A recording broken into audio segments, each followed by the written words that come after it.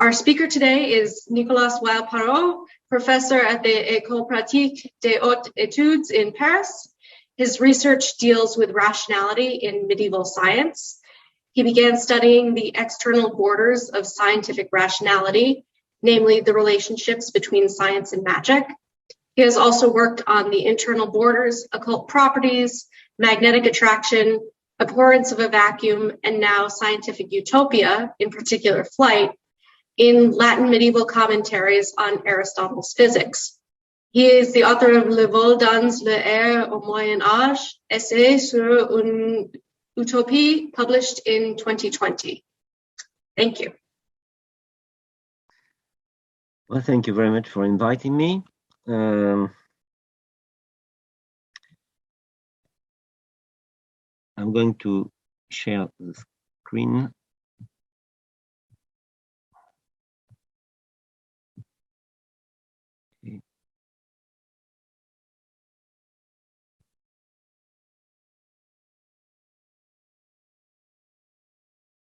Okay. Everybody sees the screen, the whole screen? Okay. Well,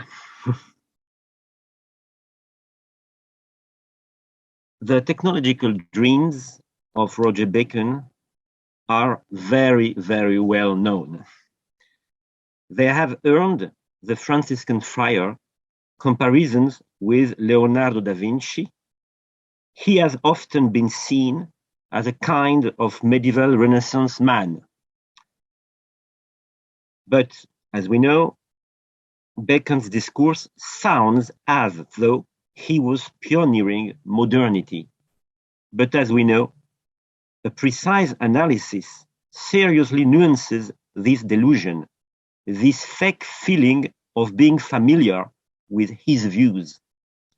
His eschatological perspective has long been underscored, his anchorage in Franciscanism too, and also his conviction that most of the extraordinary devices he praised now were already achieved long ago in the past. Bacon gives a list of extraordinary inventions in several of his late works, the Communia Mathematica, Opus Maius, Opus Tertium, and the Epistola de Secretis Operibus Artis et Naturae. Since you are all specialists of Bacon, I won't stress very well-known ideas about Scientia Experimentalis. You know the works by Jeremiah Hackett about this. Everybody knows that this experimental science has three dignities or prerogatives. First, it certifies by experiment the conclusions of other sciences. Second, it can reach magnificent truths located at the border of other sciences. And third, it uses the other sciences as servants in order to explain secrets of nature. I would like to reassess the issue concerning the opposition between, on the one hand, Bacon's Scientia Experimentalis, which in my opinion is largely a utopian science, and on the other hand, magic. I would like to grasp the deep roots of this opposition between this utopian science and magic, especially in the Opus Maius, since it is the topic this year for Bacon Tea Time. My argument is that the keystone of this difference between magic and experimental science lies on the dialectic between occultation and knowledge, hence the issue of secrecy. There is a good secrecy in utopian science. There is a bad secrecy in magic. The distinction between good and bad secrecy lies on the issue of knowledge and truth. As we know, the topic of secret is important in Bacon's late works. Everybody here knows the classical book by William Eman. I would like to stress this point, since I maintain that secrecy is more than important. It is a key of his scientific worldview. Secrecy is generally understood in Bacon's late works, notably in the Opus Maius, as a provisional state of ignorance, not a definitive one. A secret is a knowledge locked up in a chest. Just open the chest and you will know. There will be no more secret. This is a great difference between secrecy and natural occult. I have underscored this point several times, and I will not expand on this specific thing, but I will show that that is important to understand the meaning of this difference between Scientia Experimentalis and magic in Opus Maius. Just say that there are three frameworks. It's a bit schematic, but first, the Aristotelian framework. This framework implies that science consists in showing the natural causes as they are manifest to the senses. There is no room for secrecy. The second framework is scholastic framework. The scholastic authors made a room for some kinds of phenomena whose causes are definitively hidden. Galen and Avicenna had argued that some natural bodies do act neither through their primary qualities nor by the mixing of these qualities, namely the complexion, but through their whole substance or specific form that gave them an occult property. For instance, magnet attracts iron through an occult property. The occult property is not a secret which could be disclosed. It is something definitively unknowable. This model is that, for instance, of Albert the Great's closed worldview. Everything natural can be known by reason, and the unknown is definitively enclosed in the concept of occult property. Now, the third and last framework is Bacon's framework. It is an open rational framework where the unknown can be disclosed by investigation and experiment.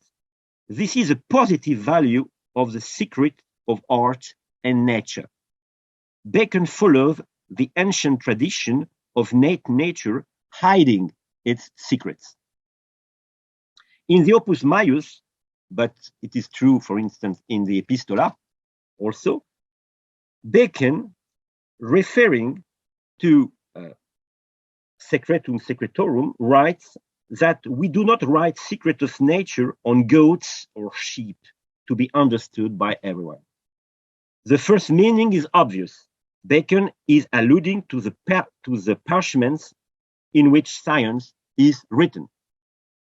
But beyond that, the formulation is inevitably made to suggest a metaphor, an imaginary vision, a representation of an alternative world where natural truths would be written on the bodies of the goats so that everyone could see them.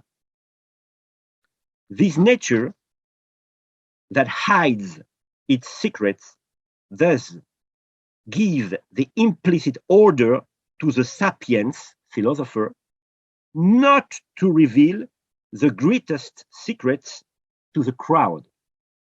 Quoting Marbodus and his books of stones, Bacon repeats that you must not give pearls to pigs. That means to the crowd of ignorant people. Quoting the Secretum Secretorum, Bacon asserts that he would break the heavenly seal he communicated the secrets of nature and art, adding that many woes follow for the man who reveals secrets.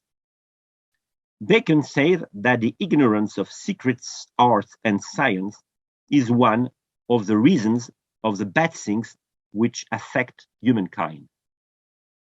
Those secrets of nature and art are the pioneering territory of experimental science. The Scientia Experimentalis aims at disclosing these secrets. The goal is knowledge. The goal is fully understanding the whole natural process at work in a secret. The Scientia Experimentalis aims at finding the whole cause of what was secret. Scientia Experimentalis is a dynamic towards knowledge. The secrets are the provisional stages of these progressions towards knowledge. On the opposite side, there is magic. Magic also has to do with concealment. As other medieval authors, Bacon certainly would agree that magic refers to astonishing artificial operations whose cause is hidden. Concealing the cause is the keystone of magic. When the cause is elucidated, magic disappears. The hidden cause can be a trick, and thus this is prestidigitation. Bacon criticizes the joculatores and prestidigitators, especially in the Epistola, but also in the Opus Maius, because joculatores deceive people by fake operations. But the hidden cause can be a demon, and magic is called nigromancy. The word occurs in the Opus Maius. But you will notice that there is no room for natural magic in Bacon's views. That is, there is no room for a magic based on a hidden natural cause, because Bacon substitutes the Scientia Experimentalis to natural magic in order to account for wonderful products of art and nature. We will come back to this important point. The occultation in magic is very different from the secrecy of natural art scrutinized by the Scientia Experimentalis. The magician's secrecy is bad secrecy. It is wrong secrecy. It is fake secrecy. It is a secret intended to deceive men. In the Opus Maius, as in other works, Bacon always rejects magic. Some modern scholars misunderstand this point. They make, in my opinion, a great confusion. Bacon explicitly rejects magic everywhere in the late works. Some practices that authors could call magic are not called magic by Bacon. And this is not a mere rhetorical trick. This distinction between magic and science is very consistent in all the late writings by Bacon. If we limit our investigation to the Opus Maius, magic, we see that magic is constantly associated with fraud, superstition, falsehood, magica fraudulentia, falsitas magicae mathematicae. The opinion of magician is vana.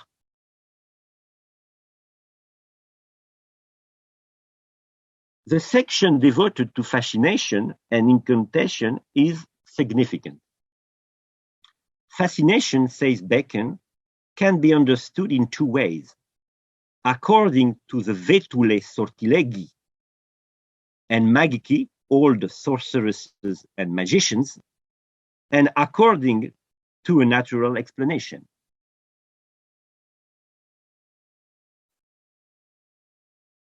There is a magical meaning, but there is also a naturalistic meaning. Some men have bad complexions and then are contagious. Bacon underlines the role of the influence of a constellation at the birth of certain people.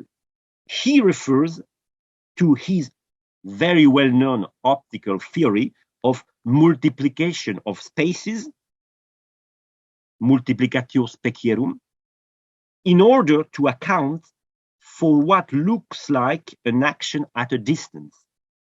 He also insists on the power of intentio, intentio, desire, desiderium, and confidentia, trust. To emphasize the naturalness of this process, he compares this process to the scamonea that increases the efficacy of a drug. And he concludes, et adhuc non est magicum. And again, this is not magic. Even the effectiveness of the utterance of words, I remind the book by Béatrice de Laurenti, even the efficacy of utterance of words can enter into a naturalistic explanation by referring to the power of the constellation, for instance. Now, the magici and vetule maledicte, magicians and old damned wives, don't pay attention to astrological time or to natural features which explain the efficacy of words. Magici and vetule maledicte don't grasp the real cause of the phenomenon. Their opinion, sententia, is vain, vana. The essential reproach that Bacon makes against magicians is they ignore the real causes. The secrecy of magicians is no more than ignorance. Again, when he describes the wonderful properties of natural bodies, magnets, some plants, he adds that the magicians add some unuseful incantations, carmina, and they wrongly think that these incantations are the cause of the wonders.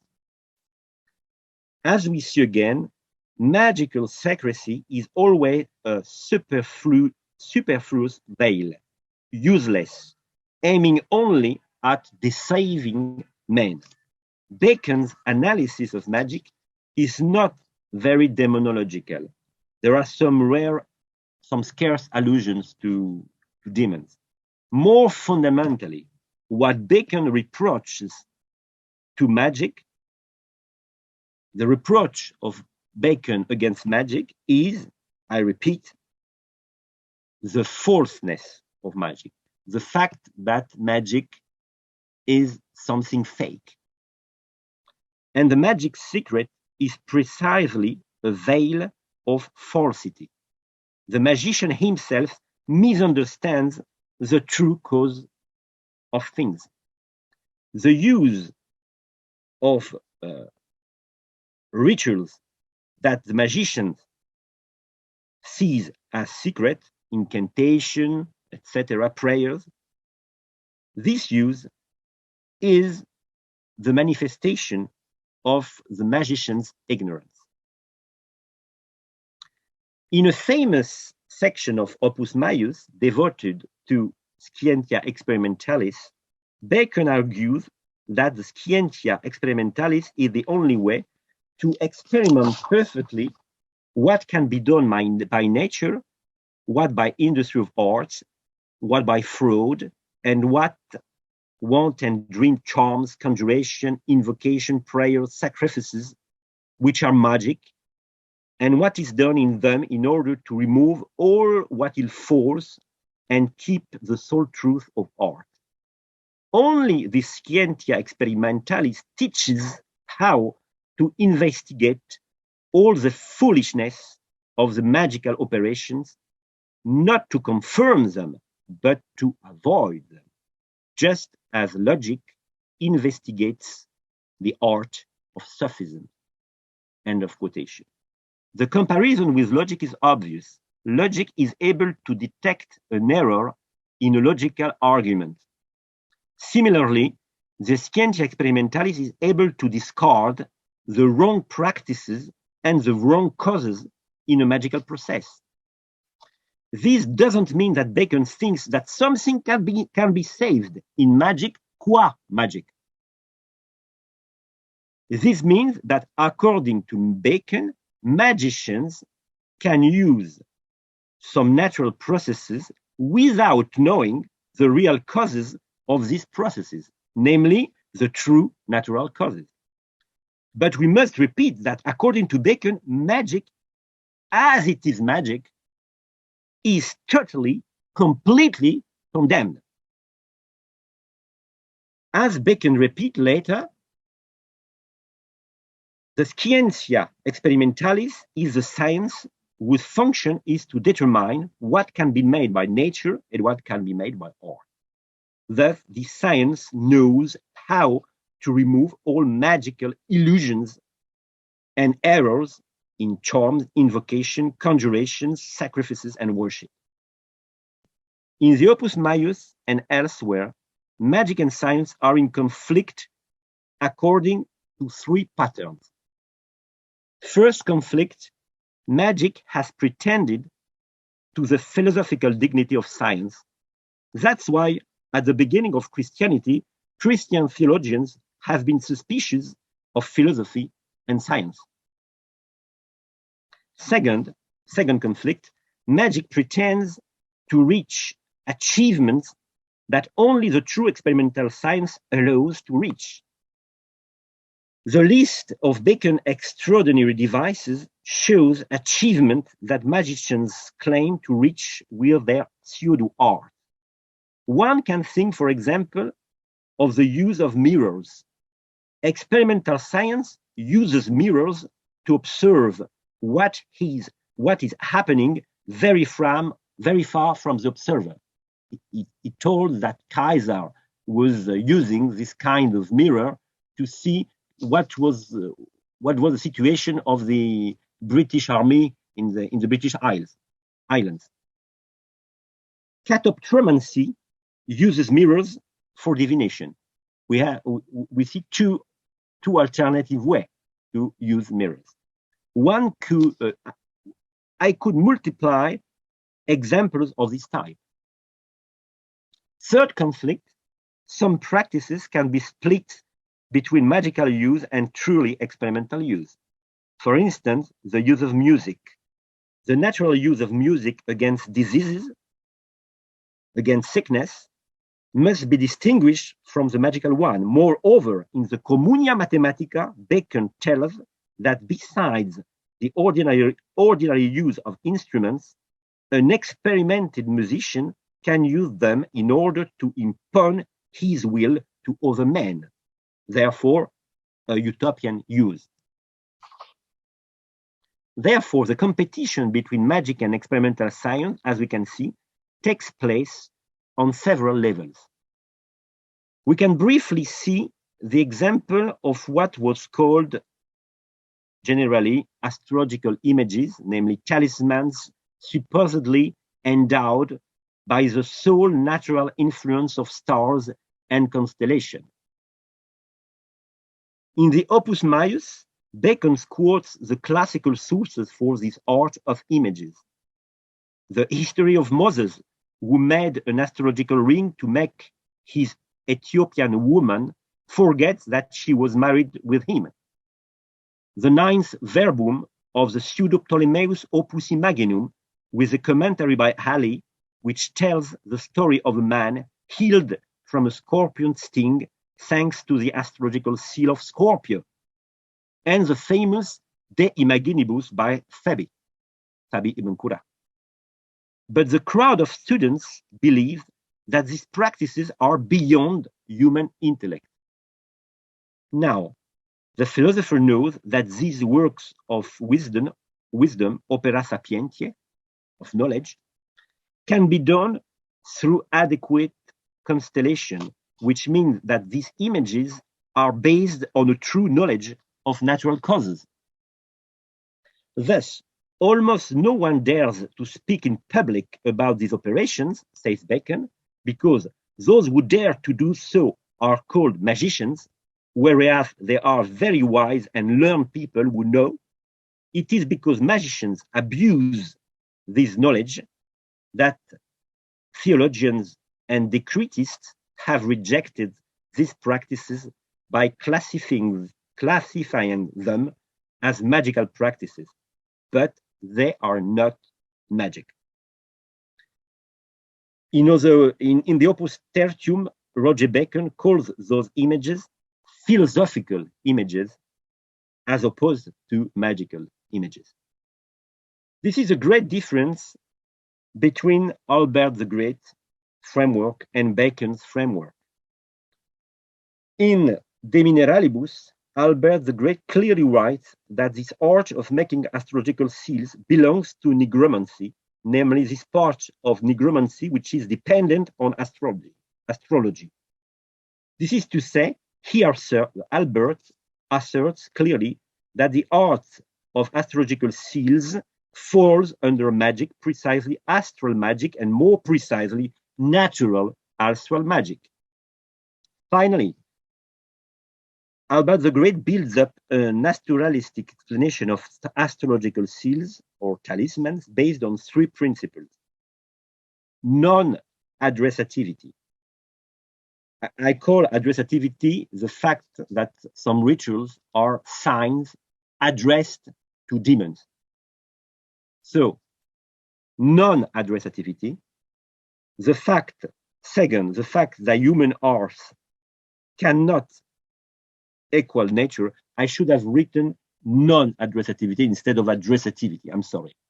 Second, the fact that human art, the human artificial making, cannot equal nature. That is a standard position in medieval philosophy. Three, the idea that the source of the power acquired by astrological seal is a property, which later will be called occult property. The craftsman makes the astrological seal at a special astrological time, and the constellation endows the seal with a special power. This special power gives the occult property, just like some species, for instance, magnets, receive at birth a property corresponding to its species of specific form.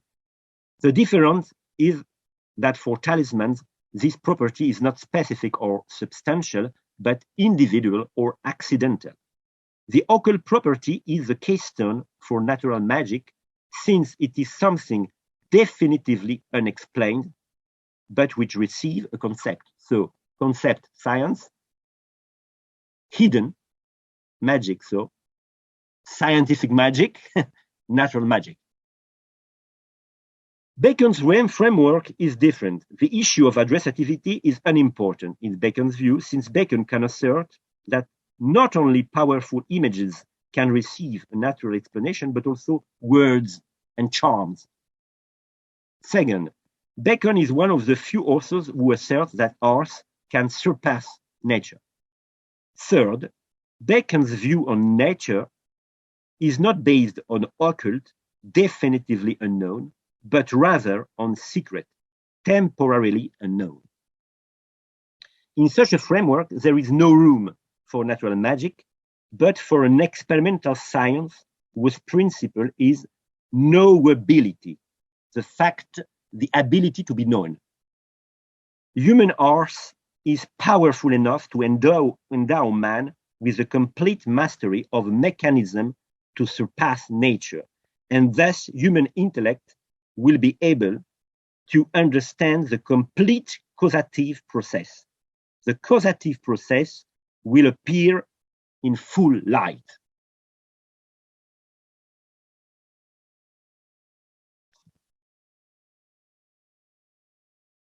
The philosophical images, just as the philosophical charms and characters, are not magic because they are based on true knowledge.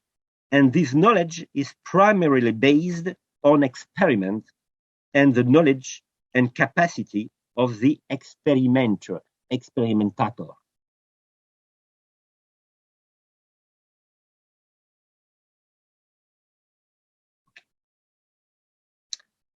We know that Bacon greatly praises Petrus Peregrinus, or Pierre de Maricourt, as the best experimentator of his time. Petrus Peregrinus, indeed, is a prominent figure of medieval science. He is a non-academic scientist, sometimes described as a military engineer, who wrote the famous letter on the magnet in 1269. The historian of science always makes mention of his name because he's one of the few medieval scientists who actually performed real experiments according to the standards of modern science. Indeed, in his letter on the magnet, he describes several experiments made in order to understand the magnetic polarity. But what is interesting is that insensibly, without any solution of continuity, he comes to describe imaginary inventions. After describing true experiment with parts of magnet in order to discover the rules of polarity, he described a self-moving sphere made of magnet. And after describing different kinds of compasses, he describes a perpetual wheel moved by a magnetic device. These two imaginary inventions are put forward in keeping with the true experiments with magnet without any discontinuity.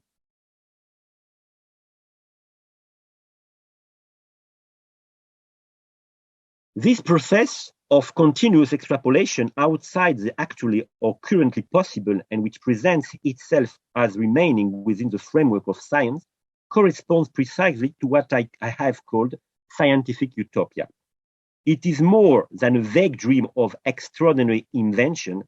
It is truly a projection of science beyond its limits, without a perfect admission of transgressing the scientific order. From his point of view, Petrus Peregrinus gives indication that he considers these inventions to be on the border of what is possible and what is impossible, but without ever expressly acknowledging it.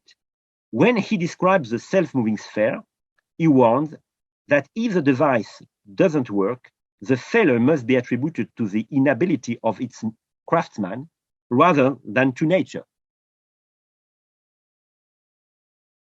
This is a way to implicitly or unconsciously admit the oscillation between possible and impossible, which is a distinctive feature of what I call scientific utopia.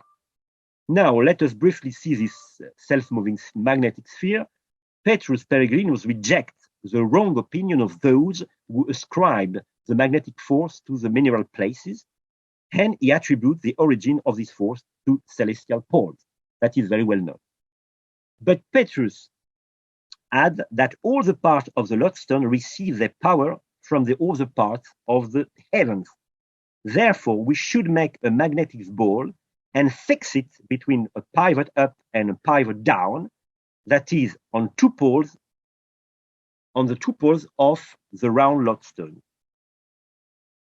And he says the round lodestone will turn according to the motions of the heavens. So you will be delighted that you have discovered a wonderful secret. The word secret is important. It has almost the same meaning as Bacon's secrets of Archer and nature.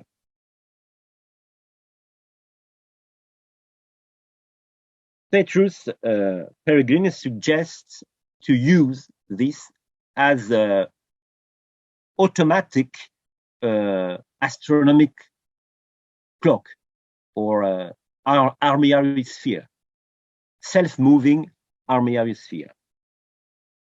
Now, as Robert Halleux has pointed out, Roger Bacon mentioned this self-moving sphere in the Opus Maius. This passage occurs in the section devoted to the second prerogative of the Scientia Experimentalis, namely its capacity to find great truths located in the limits of other sciences. The first examples tell that mathematics can produce an instrument able to show longitudes and latitudes. But it is not in the power of mathematics to make this instrument move naturally according to the diurnal movement. But, says Bacon, a perfect experimenter can study the ways for such a motion.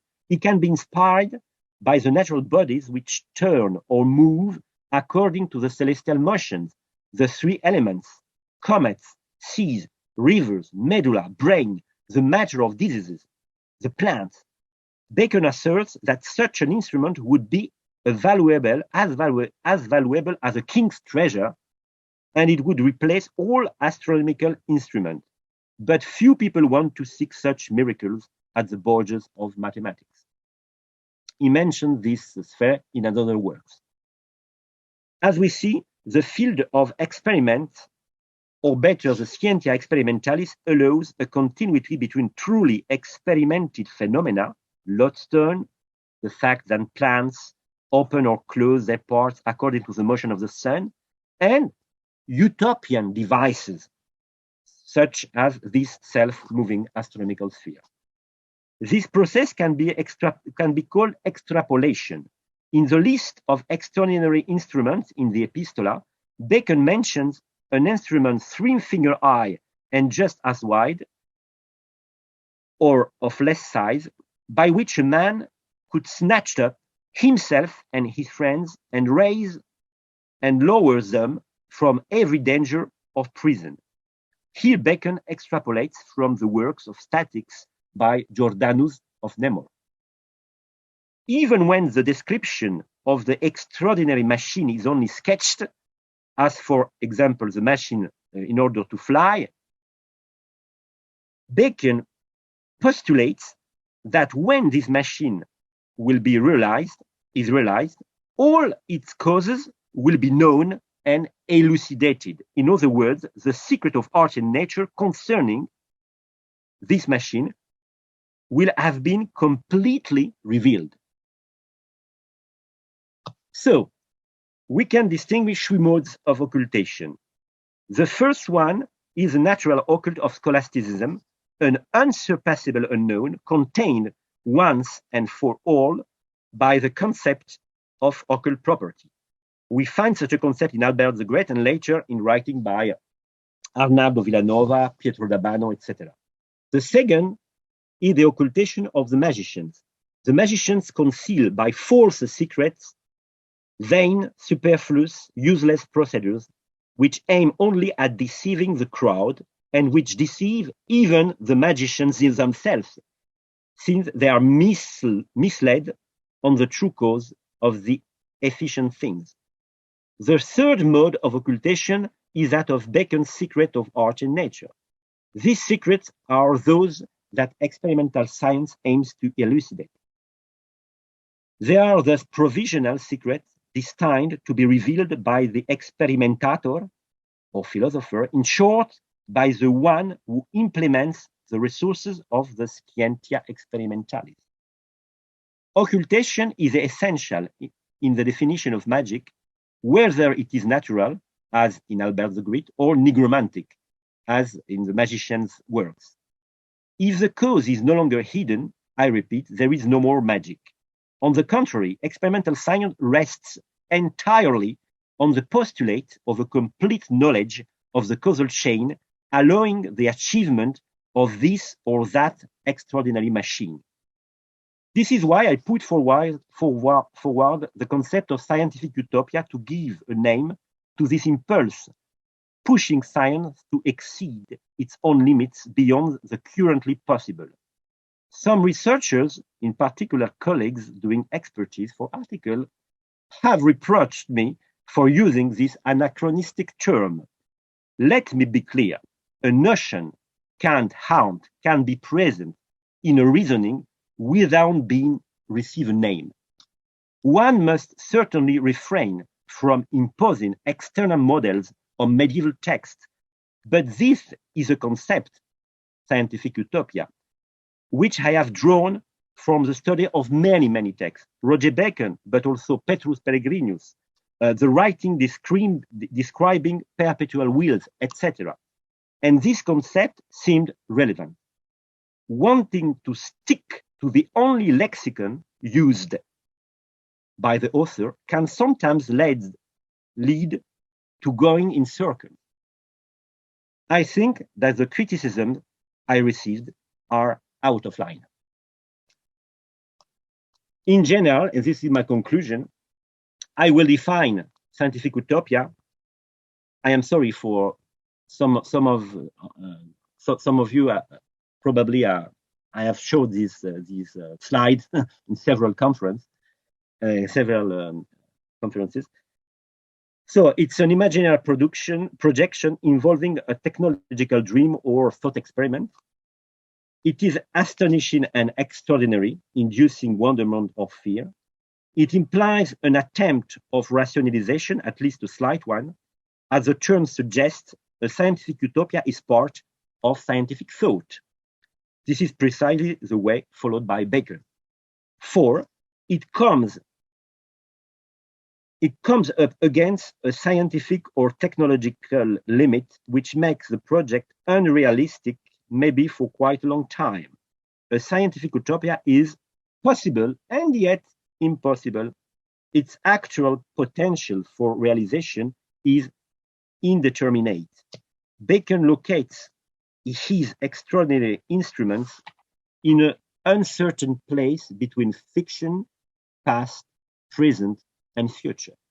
This possibility remains indeterminate and defined. Finally, 5, the utopian scientist is implicitly or explicitly aware that this idea is impractical at the time when he lives. Bacon assures of the present possibility of realizing the extraordinary instrument, but this assertion itself reflects this awareness of a distance from the stage of their realization or their achievement. A scientific utopia involves an imaginary and extraordinary project expressed within the rational framework of science. Its status wavers between the possible and the impossible in the thinker's own view. It is an intentional projection beyond what is currently viewed as possible for science. I cannot insist of the specificity of utopian science in Bacon's eschatological project of reformation of Christianity, a question I have dealt elsewhere. I will only remind that Bacon makes extrapolations from the science of his time, for instance, statics, and that he believes that such extraordinary inventions were discovered in the ancient times and have been forgotten. In a way, in Bacon's mind, most of scientific utopias are retro-utopia. To conclude, thanks to the concept of scientific utopia, we can better understand, I think, the processes and the stake of scientia experimentalis, in particular, in its opposition to magic, according to Bacon's views. Knowability, ability to be known, is the split line between the utopian experimental science and the deceptive magic. That is why the concept of secret of art and nature is so important in the Opus Maius, but also in other late works by Bacon. Thank you for your attention.